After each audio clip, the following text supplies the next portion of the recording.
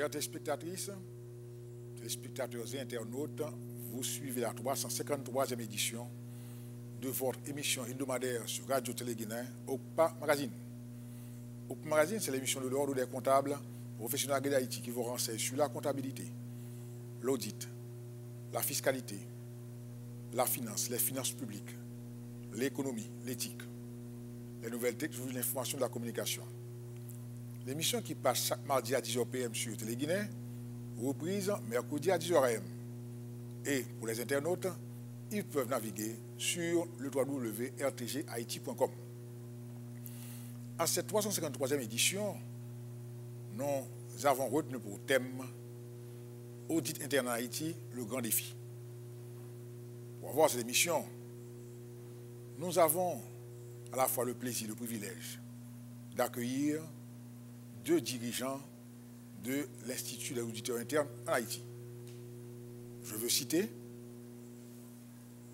le président, M. Romuald Jean-Baptiste, et la vice-présidente, Mme Gali Amazon. Messieurs, dames, bienvenue à OCPA Magazine. Je salue le professeur Payan, je salue également les téléspectateurs, téléspectatrices, ainsi que les internautes.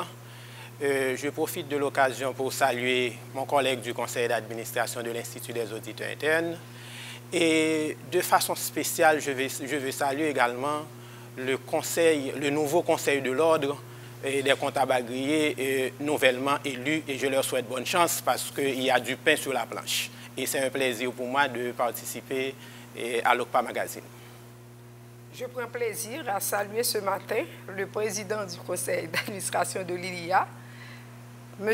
Joseph Payan, les téléspectateurs de Télé-Guinée, les membres de l'ILIA et pourquoi pas les fans de OCPA Magazine. Merci. Sur ce, on prend une pause, on vous revient.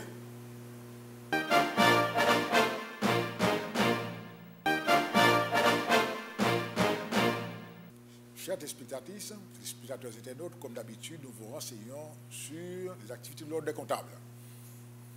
L'ordre reçoit des inscriptions en son local au niveau 17 de la ruelle Bossan, de 9h à 14 PM. L'ordre organise des séminaires pour la formation continue destinée aux membres et au grand public. À chaque émission aussi, nous répondons à une question. Et la question que nous avons là, c'est est-ce que les entreprises publiques à caractère commercial doivent soumettre des rapports financiers à la DGI? Eh bien, selon le décret du 29 septembre 2005 relatif à l'impôt sur le revenu, les entreprises publiques à caractère commercial, industriel, financier doivent soumettre leur rapport financier à la DGI accompagné de leur déclaration d'impôt comme les entreprises commerciales du secteur privé. C'est une disposition du décret relatif à l'impôt sur le revenu. Cette émission a pour thème Audit interne en Haïti, le grand défi. Dès qu'on parle de défi, il faut nécessairement des hommes, des acteurs. Les acteurs peuvent être soit des institutions, soit des hommes. Et finalement, comme sur les hommes qui sont des institutions, donc les défis, eh bien, doivent être levés par des hommes et des femmes.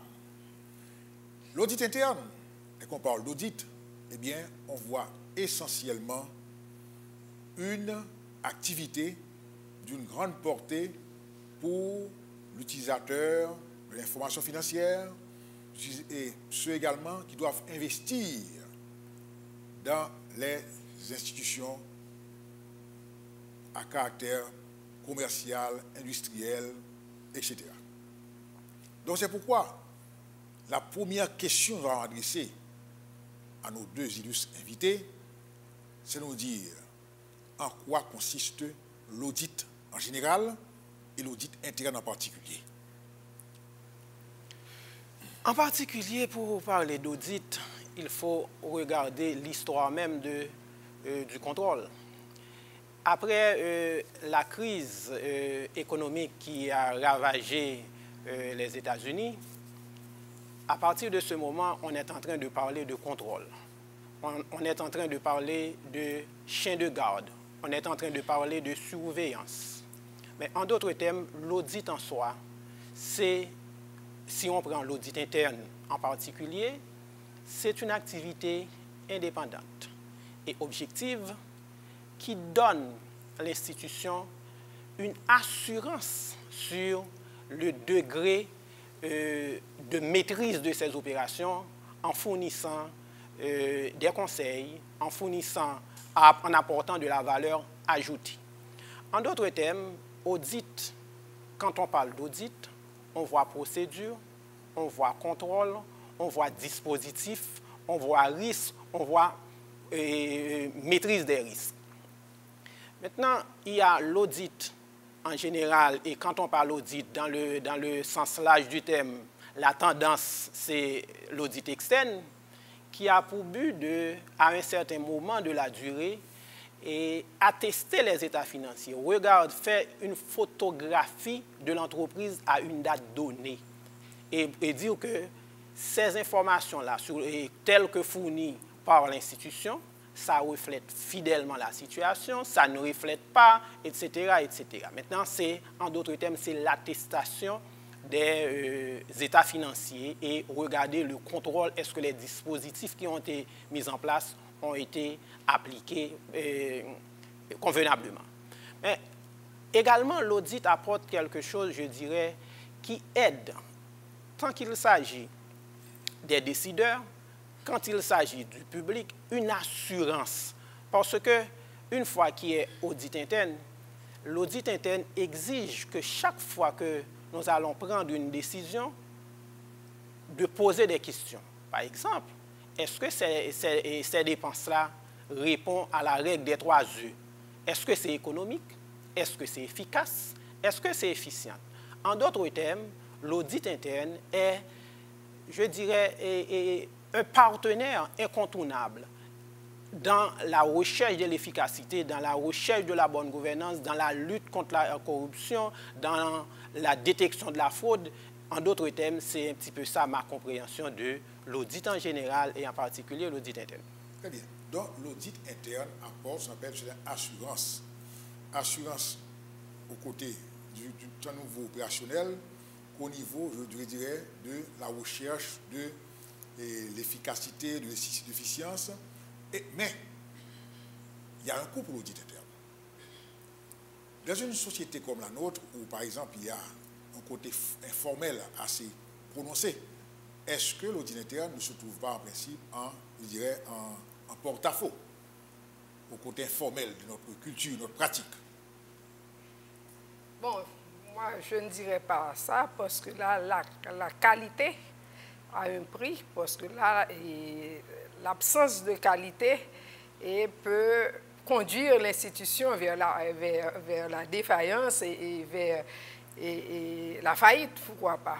C'est important pour une institution qui a une certaine vision, qui a des objectifs stratégiques, donc création de valeur, création de richesse pour ses actionnaires. Donc, les informations financières que l'institution va produire doivent être émises et suivant dans un environnement de contrôle où les risques sont mitigés. Donc, l'audit interne va venir pour aider l'institution à mitiger ces risques, parce que là, dans certains cas, les auditeurs jouent parfois le rôle de gestionnaire de risques. Donc, pour aider les institutions à évaluer ces risques, à les mitiger et à avoir des outils leur permettant de s'assurer que l'environnement de contrôle interne est correct, permettant la production de rapports financiers qui va leur permettre de prendre des décisions correctes et des décisions correctes et les informations vont arriver en temps opportun. Donc, oui, il faut avoir des ressources humaines. Et qui dit ressources humaines, ce sont des professionnels qualifiés. Donc, il faut toute une structure pour organiser cette structure. Donc, à ce moment-là, il va y avoir des coûts. Mais il ne faut pas s'attarder sur ces coûts parce que là, les avantages que l'audit interne va apporter valent beaucoup plus que ne pas avoir cette structure et l'importance des informations financières pour la prise de décision qui vont aider les instituts à atteindre les objectifs stratégiques et organisationnels. Et c'est parce que les ressources financières sont tellement rares, je pense que, surtout en Haïti, il faut de l'audit interne, il faut du contrôle. Pourquoi? Si nous regardons la situation globale du pays, avec un budget d'environ 2,3 à 2,4 milliards de dollars pour 11 millions d'habitants, si vous faites un ratio rapidement, vous allez voir qu'est-ce que ça donne par habitant. Si on regarde également la situation financière du pays, la quantité de dépôts dans le système bancaire, par exemple, c'est très faible par rapport à nos voisins, etc. Si on regarde également le revenu et le PIB qui est moins de 10 milliards de dollars, ça vous donne une idée de la situation. Ceci étant dit, c'est que chaque dollar, chaque centime que vous allez dépenser, il faut le faire dans les conditions, je dirais, maximales de sécurité. Et l'audit interne est l'outil indispensable qui peut vous aider sur cette voie. Très bien. Donc, l'audit interne joue à la fois le rôle de prévention et de détection. Donc, en matière de lutte contre la corruption, de recherche d'efficacité dans l'utilisation des ressources, est-ce que l'audit interne peut, au niveau tant du secteur public que privé, jouer ce rôle en Haïti? Moi, je pense oui, parce que aujourd'hui, même le secteur public, il y a une tendance, même si moi je ne suis pas d'avis, c'est le secteur public qui est corrompu, etc., etc. Moi, je ne suis pas d'avis. C'est le pays qui a des problèmes et une fois le pays où vous vivez dans un pays où il y a des faiblesses structurelles, les institutions ne sont pas fortes, il y a toujours de la place pour la tendance à la corruption, la tendance à l'évasion, etc., etc. Mais moi, je pense également que l'audit interne serait très, très utile, tant qu'au secteur privé qu'au secteur public. Et d'ailleurs, aujourd'hui, si nous regardons le secteur public haïtien, il y a déjà une tendance vers l'audit interne. Par exemple, même si peut-être j'ai des réserves sur une structure comme l'Inspection générale des finances, même si, à mon avis, ça ne devrait pas être au ministère de l'économie et des finances, mais l'idée déjà, c'est déjà l'audit de la fonction publique. Et si on regarde quelques entreprises autonomes, il y a déjà des embryons de départements d'audit interne. Mais est-ce qu'ils fonctionnent selon les règles, selon les normes de l'art? Maintenant, c'est un autre débat, mais le fait qu'il y a déjà l'idée, le fait que les autorités commencent à comprendre la nécessité d'avoir un département d'audit interne, c'est déjà un pas vers la bonne direction.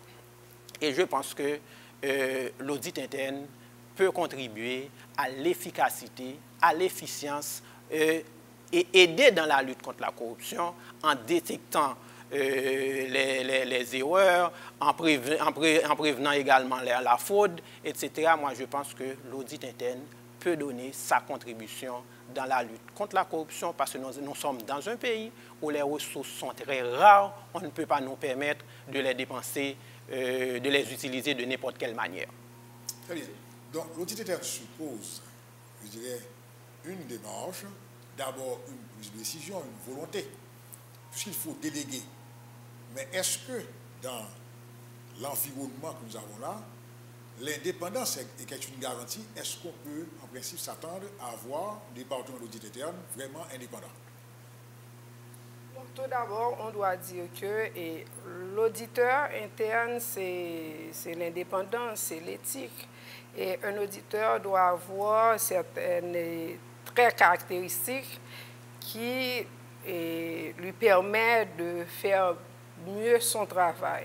Donc c'est sûr, il faut que l'entreprise ait une certaine culture de reddition de comptes, de vouloir et l'audit interne. Donc c'est le conseil d'administration, l'institution en soi qui, par rapport à ses objectifs organisationnels, donc a besoin de mettre en place un système de contrôle et l'audit justement a tout son rôle à jouer. Et l'audit n'intervient pas seulement pour auditer les aspects financiers. Il y a tous les aspects stratégiques et opérationnels. Et conformité dans le temps, c'était la conformité par rapport aux lois, aux règlements, aux procédures pour avoir un environnement de contrôle et sécuritaire. Mais c'est également quand les entreprises ont fait des fusions, prennent des grandes décisions stratégiques, on a besoin de l'appui de l'audit interne qui peut prendre un certain recul pour dire, parce que normalement, c'est important que l'audit soit indépendant, parce que là, on ne participe pas à la gestion quotidienne de l'entreprise. Donc, on peut prendre un certain recul pour évaluer et pour dire exactement par rapport aux normes, voici telle situation et voilà comment on peut apporter des améliorations. Donc, l'audit interne suppose transparence, bonne gouvernance, reddition de comptes, mais est-ce que nous sommes prêts, effectivement, à emboîter le pas de manière à permettre à celui-ci de jouer son rôle par rapport à ce que vous savez vous-même? Il faut commencer quelque part. Et moi, je pense que oui, parce que cette indépendance-là que nous parlons, ce n'est pas de la liberté aussi, parce qu'à l'intérieur de cette indépendance, il y a des règles. L'audit interne est le métier, je dirais, le plus normé au monde. Chaque acte que vous allez poser, il y a des normes qui encadrent ce que vous allez faire. On parle d'indépendance, c'est l'indépendance d'esprit, l'indépendance par rapport à l'opérationnel, l'indépendance dans la prise de décision, le recul nécessaire, l'indépendance par rapport au placement hiérarchique. Parce qu'en fait, si on place l'audit interne à un niveau très bas, il n'aura pas également la possibilité d'auditer la haute direction. Alors que la haute direction aussi est assujettie au contrôle, est assujettie aux règles de l'art.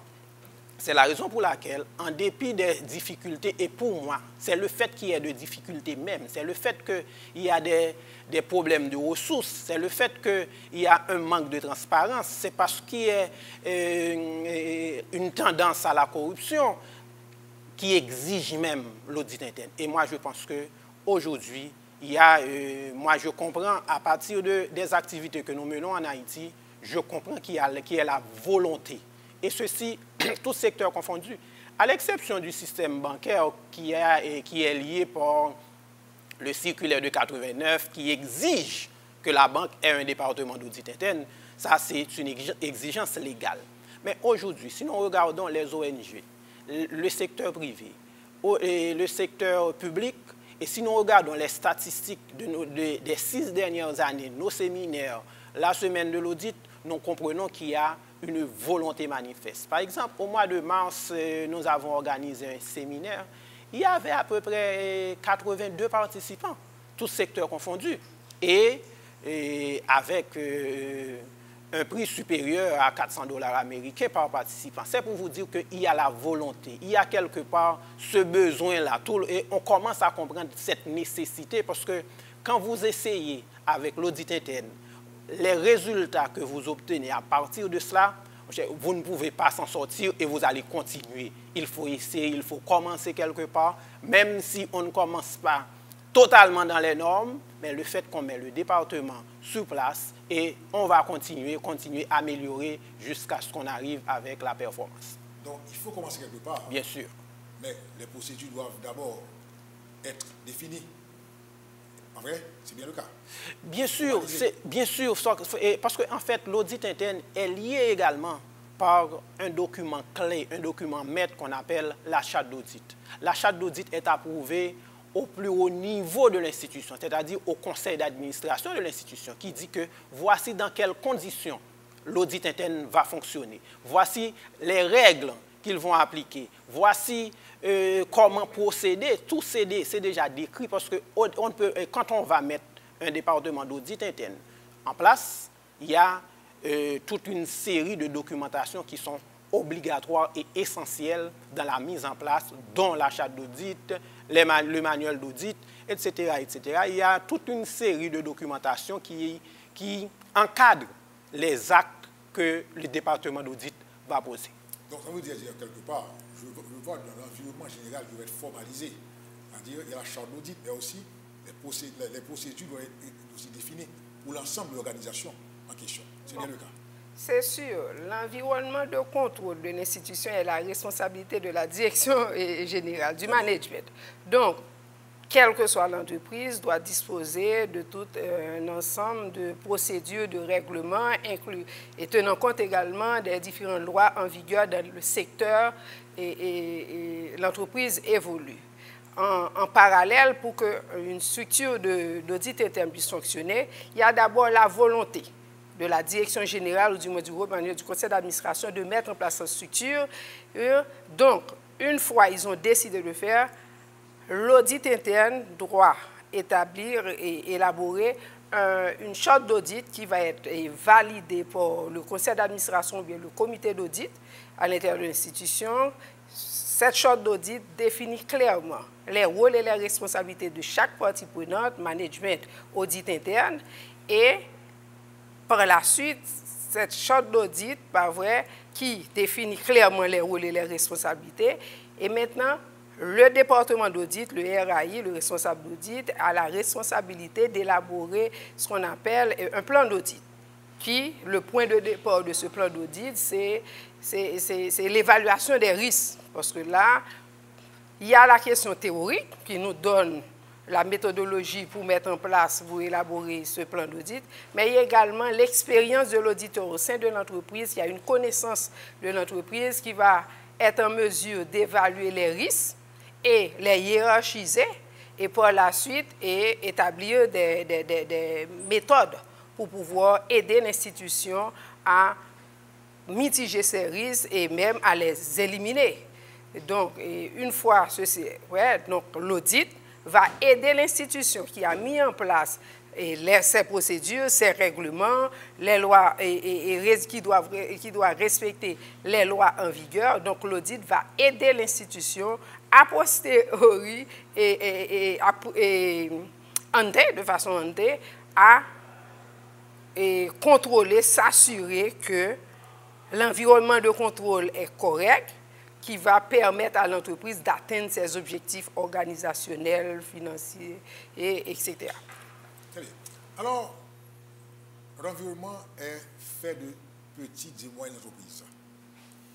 On parle de procédures, on parle de coûts. Quelque part, est-ce que l'environnement que nous avons là n'est pas un frein aussi à la pratique de l'audit interne, particulièrement, rien qu'en fichant au coût, l'aspect coût? Et si on regarde la situation globale du pays, quel que soit le secteur que vous appartenez, si on regarde l'environnement macro, on va dire que bon, il faut baisser les bras et laisser le pays, tout le monde, pour aller à Chili ou quelque part. Mais je pense qu'aujourd'hui, en dépit, il y a des contraintes. Et c'est le fait qu'il y ait des contraintes aussi que l'élite, ou du moins les professionnels, devraient être en mesure pour montrer leur capacité à surmonter ces difficultés et venir avec des solutions appropriées. Et il y a également, c'est vrai, il y a un environnement très informel en Haïti. Mais de l'autre côté, il y a des grandes entreprises, il y a les petites, il y a les moyennes. Maintenant, ça peut arriver que l'institution ne peut pas disposer d'un département d'audit interne, je dirais, de manière permanente. Mais il y a également une formule de consultation. On peut consulter, on peut sous-traiter, on peut essayer de voir. Maintenant, on ne peut pas payer pendant toute l'année, mais on va faire ça 3 fois par an, 4 fois par an pour essayer d'aider.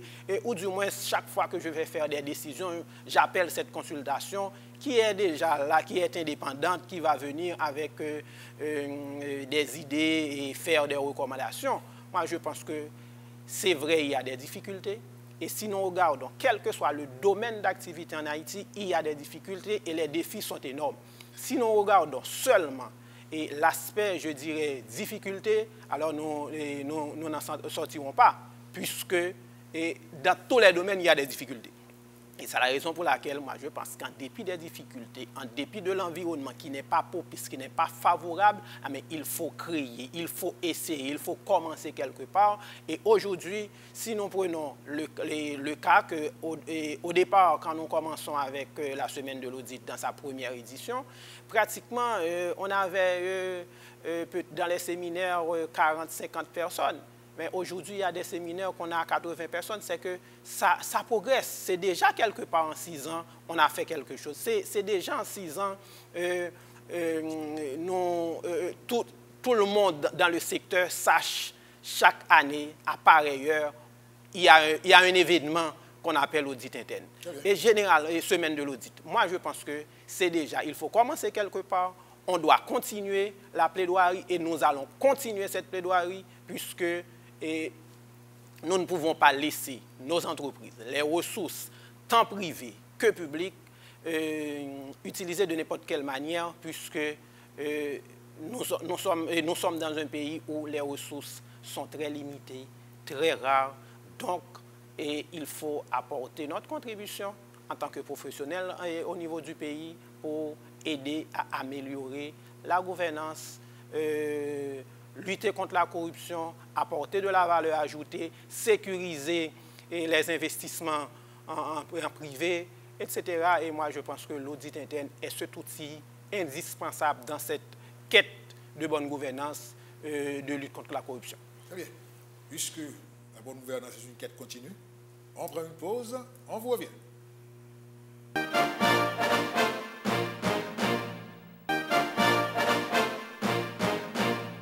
Chers téléspectatrices, téléspectateurs et internautes, vous suivez la 353e édition de votre émission hebdomadaire sur Radio Télé-Guinée, au magazine. Émission qui a pour thème l'audit interne en Haïti, le grand défi. Nos invités, le président de l'IA, M. Romuald Jean-Baptiste, Mme Galia Mazan, vice-présidente.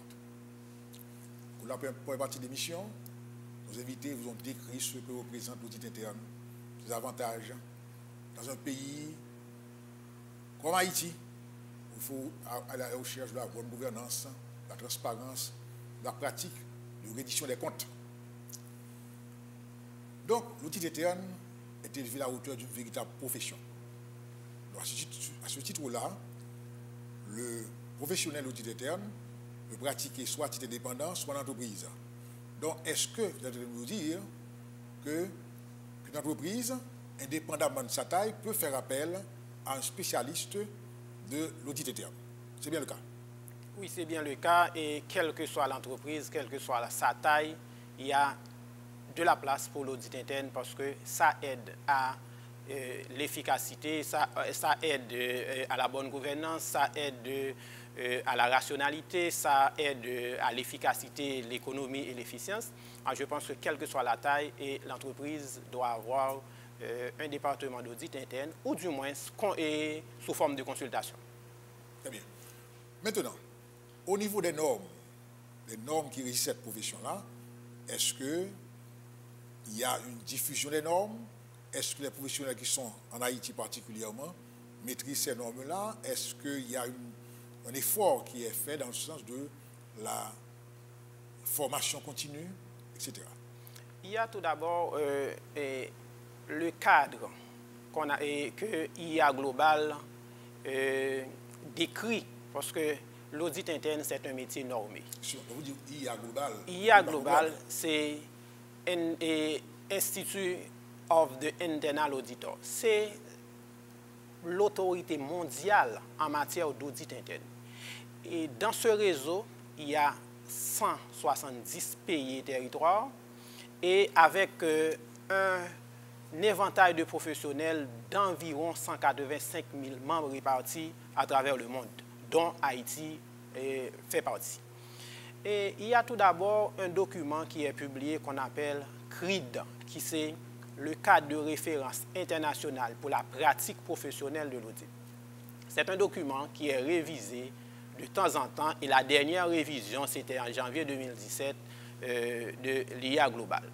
Il y a également un autre document que l'IA publie qu'on appelle le Code de déontologie, que tous les pays membres sont tenus de respecter, que le cadre qu'on appelle CRID, que le Code de déontologie, et il y a un troisième document qui est le Code d'éthique, qui est une autre obligation également quand les instituts membres doivent obligatoirement respecter et tout en faisant la promotion pour ces normes.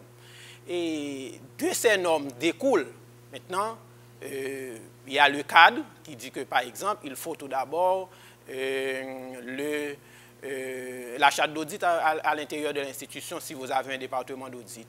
Il faut que les gens signent le code d'éthique et endossent le code de déontologie. Il y a toute une série de règles. Il y a les normes ISO. Il y a toute une série de normes que je ne rentre pas dans les détails, mais à chaque possibilité que nous avons pour sensibiliser les membres, nous le faisons et à travers tout le pays, et ceci depuis 2003, nous sommes dans cette plaidoirie et de manière plus active depuis 6 ans.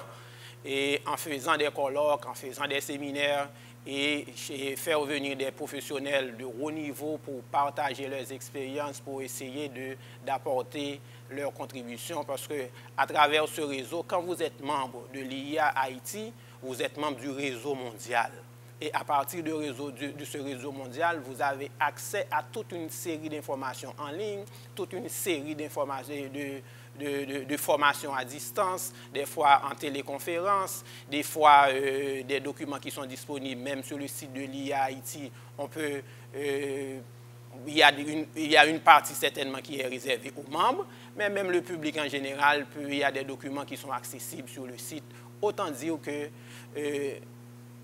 l'audit en soi est lié par des normes et il y a des publications très souvent que l'IA Global publie, il y a des corrections de temps en temps, il y a des adaptations, etc., etc. Moi, je pense qu'à ce niveau-là, c'est un métier très normé et il y a le cadre qui donne la démarche, comment faire pour avoir un département d'audit, quelles sont les règles qu'ils sont tenus de respecter.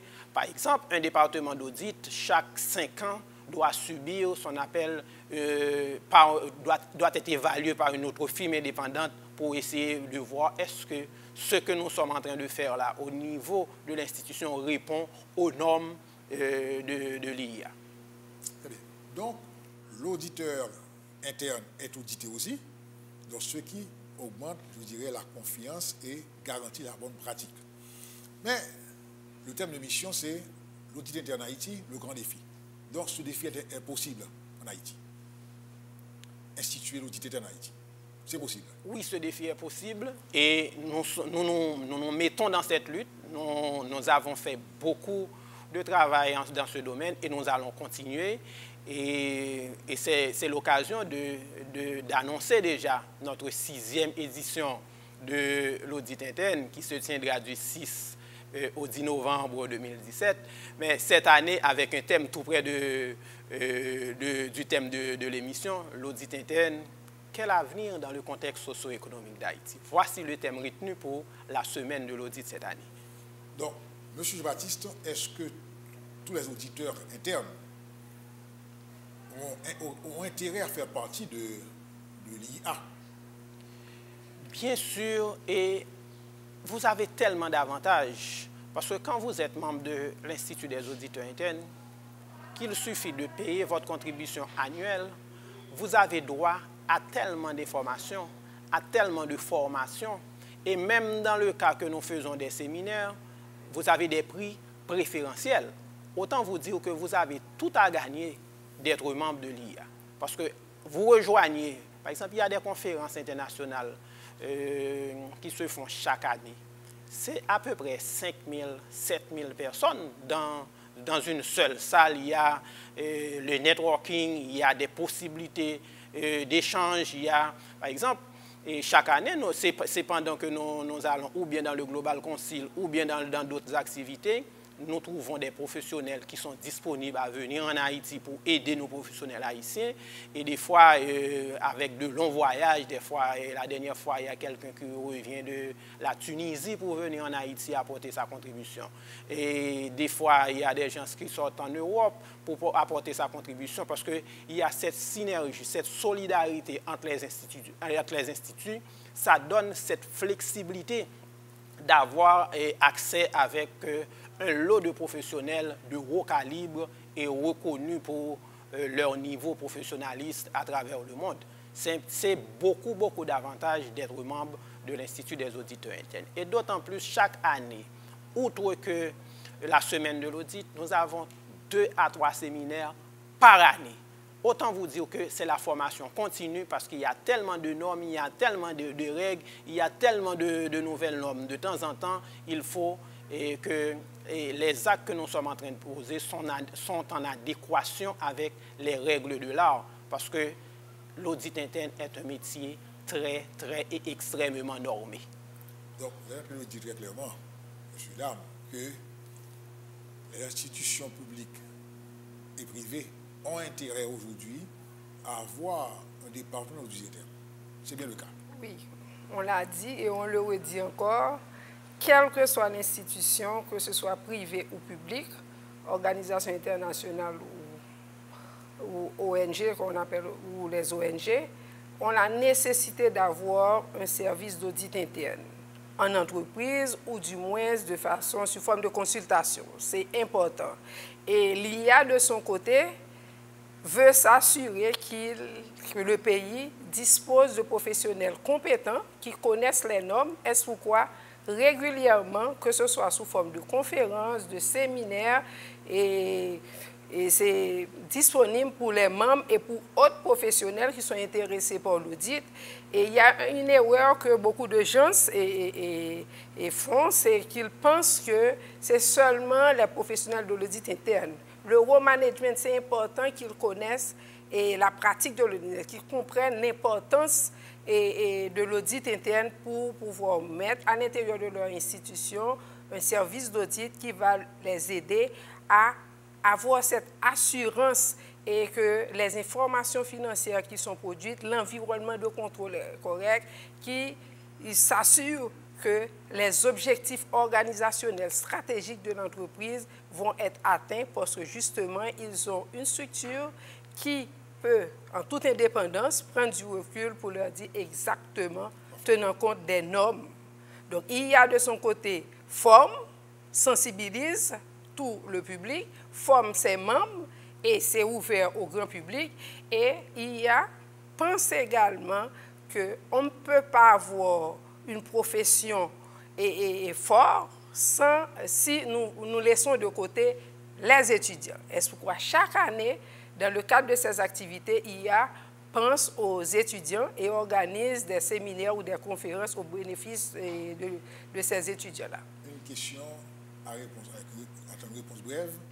Comment devenir auditeur interne? Comment devenir auditeur interne? Tout d'abord, dans le temps, on pensait que l'audit interne était réservé aux comptables, aux financiers, tout simplement. Mais aujourd'hui, ce n'est pas le cas.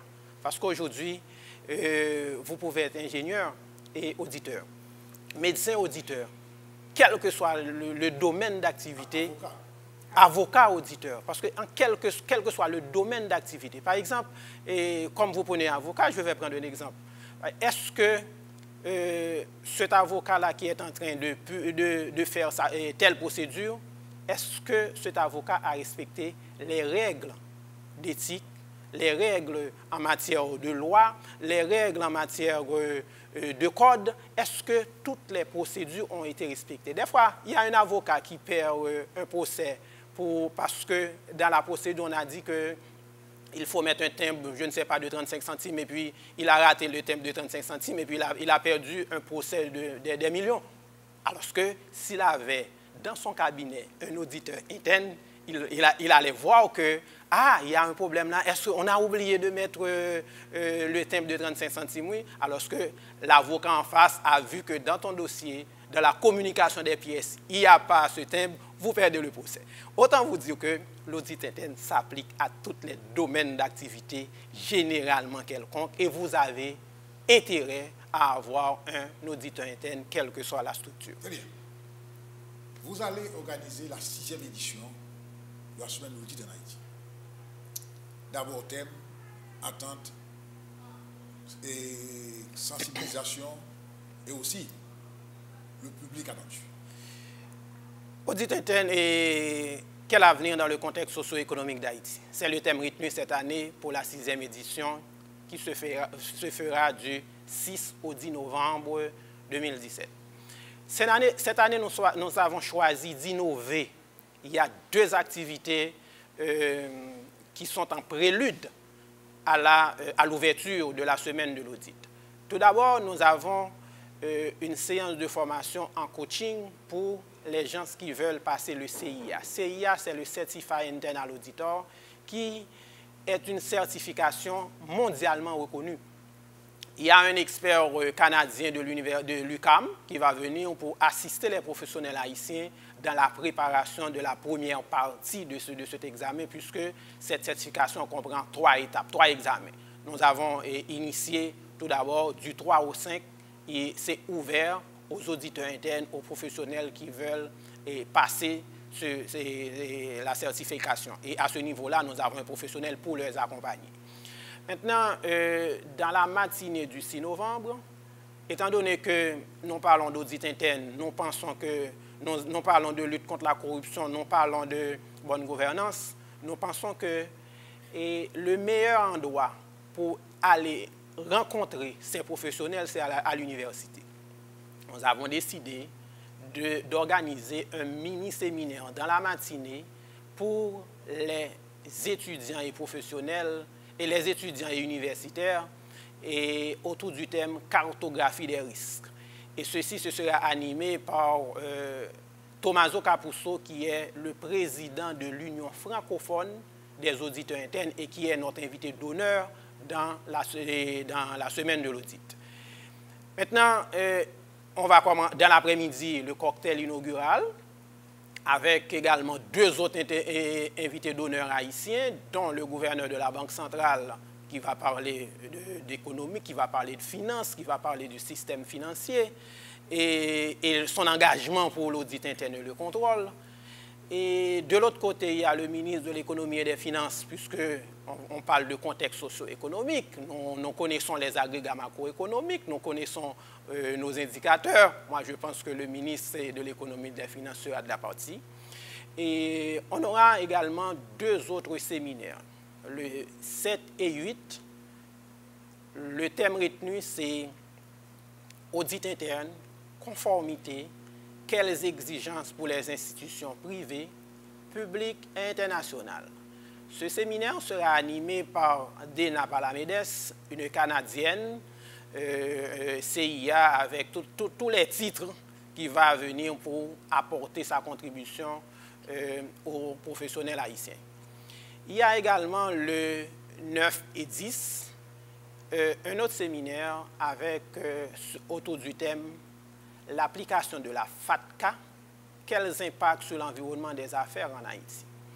Et il sera animé par un Américain d'origine haïtienne, qui est un spécialiste financier légaliste aux États-Unis, et conseiller financier, conseiller fiscal, qui va venir aider les professionnels haïtiens pour comprendre la FATCA, son application, parce que la FATCA, c'est quelque chose qui a une implication sur presque toutes les entreprises, parce qu'il y a une loi aux États-Unis qui a également des impacts sur l'économie haïtienne, puisque vous êtes tenu de déclarer si vous avez un Américain, etc., quels sont les gens qui doivent payer leurs taxes aux États-Unis ou Haïti, etc., etc. Moi, je pense que c'est un petit peu ça, le menu de la semaine.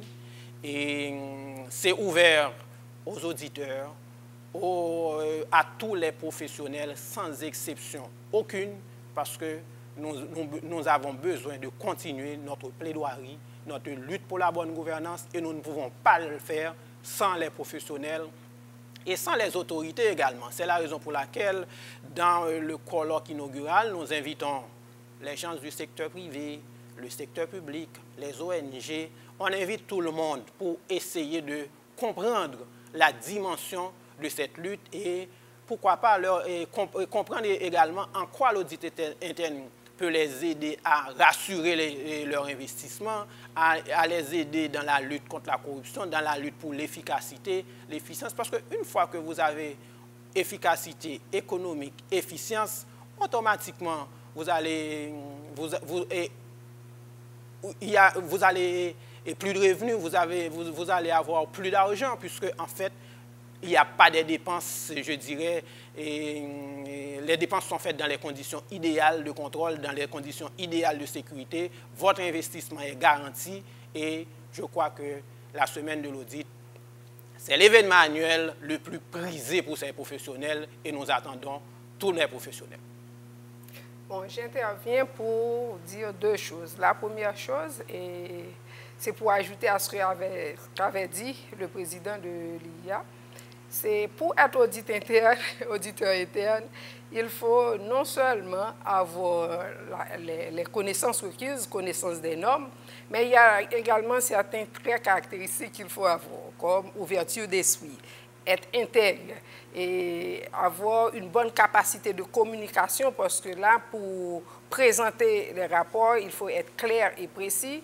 Il faut avoir une certaine rigueur de connaissance des normes. C'est vrai, quel que soit le domaine de compétence, on peut être auditeur, moyennant que vous connaissez les normes. Parce que, éthiquement parlant, si vous ne connaissez pas les normes, donc vous n'avez pas la compétence requise, vous ne pourrez pas intervenir. C'est vrai, en tant qu'auditeur, on peut travailler en équipe.